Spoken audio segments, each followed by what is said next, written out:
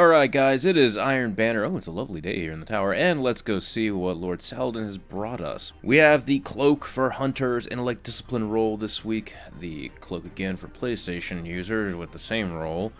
It's actually a pretty low stat roll overall, so this is not going to be good for like a max stat build at all.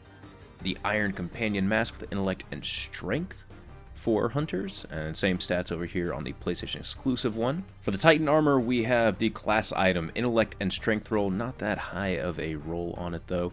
Iron Camelot Mark as well for the PlayStation side, same stats. We have the Iron Companion Helm, Intellect and Strength, and then for the PlayStation side, Iron Camelot Helm again. Oh, this is the first time the stats have differed, huh? Intellect and Discipline. And real quick for Warlock Armor, we have the Wolfswood Bond, kind of a low stat roll.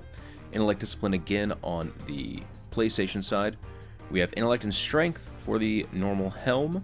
And then we have Intellect and Discipline for the PlayStation helm.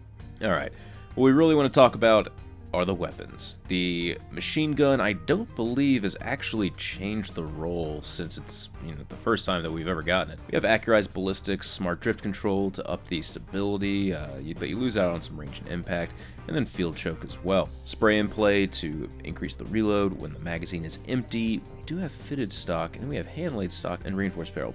I usually just go for more range on these. You could actually do something like Smart Drift Control and then Reinforced Barrel. You're basically gaining stability, but then losing it with here, but then you're gaining a ton of range at the same time.